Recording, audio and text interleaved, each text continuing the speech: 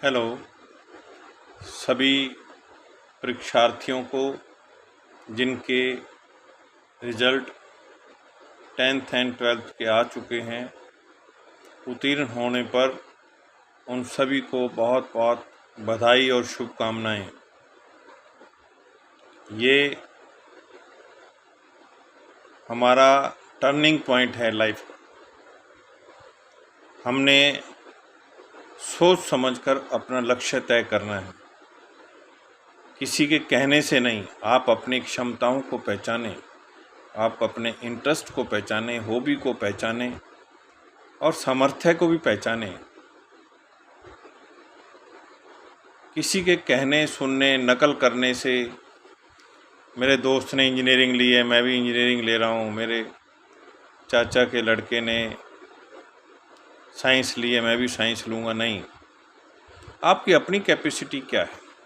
आप बिजनेस करना चाह रहे हैं, सर्विस करना चाह रहे हैं, स्पोर्ट्स में जाना चाह रहे हैं, एंकरिंग करना चाह रहे हैं, वैज्ञानिक बनना चाह रहे हैं।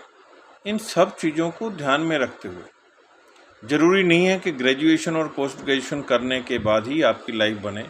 आपका इंटरेस्ट यदि टेक्निकल लाइन में भी है तो आप उसके भी कोर्सेज कर सकते हैं। कंप्यूटर में है इंटरेस्ट तो कंप्यूटर से संबंधित, आईटी से संबंधित बहुत सारे टेक्निकल कोर्सेज आजकल चले हुए हैं, साल के, 6 महीने के, 2 साल के। आप उनको भी करके आप अपना जीवन यापन कर सकते हैं, अपना बिजनेस, सर्विस, या आप अपनी शॉप खोल सकते हैं, वर्कशॉप खोल सकते हैं। तो ये आपका निर्णय लेने का बहुत ही क्रूशियल समय है। आपके माँ, मम्मी, डैडी, आपके टीचर कई बार मार्केट स्ट्रेटजी को देखते हुए आपको सलाह देंगे, लेकिन आपकी अपनी सामर्थ्य क्या कहती है? आप यदि उन सब चीज़ों को देखते हुए आपने अपनी लाइन चुनी, अपना लक्ष्य चुना, तो निश्चित रूप से आप जीवन में सफल होंगे। नहीं तो अक्सर देखा गया है कि भी जो डॉक्टर हैं वो कहते हैं मैं डॉक्टर नहीं बनना चाह रहा था, मेरी मम्मी ने जोर दिया। वकील हैं वो कहते हैं मेरे पापा ने जोर दिया। कुछ कामों के लिए टीचर ने जोर दिया, इंजीनियरिंग कर लो, लेकिन उनकी अपनी क्षमता नहीं थी, सामर्थ्य नहीं थी, इंटरेस्ट नहीं था, हॉबी नहीं थी, नेचर नहीं थी। उन्होंने कर तो लिया जैसे तैसे करके, लेकिन उतनी सफलता नहीं मिल पा रही जितनी मिलनी चाहिए। वो अपने काम के प्रति किसी भी तरह का न्याय नहीं कर पा रहे। तो बजाय ऐसी चीज़ें अख्तियार करने के, उनमें एडमिशन लेने के, आप एक तो उन बच्चों की जो सीट हैं वो रोक रहे हैं जो डिजर्व करते थे और आपने उसको एक्वायर कर लिया।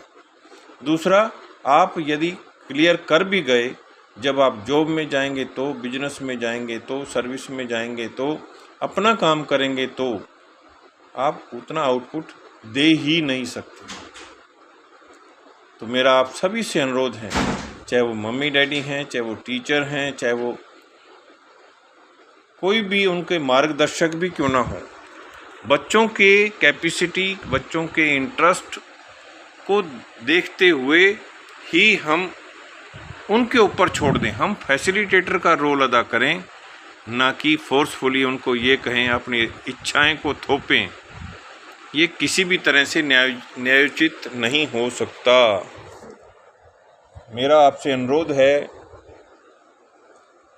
कि इस तरह के कार्यक्रम को सफल बनाने के लिए आप सोच समझ करके निर्णय लें।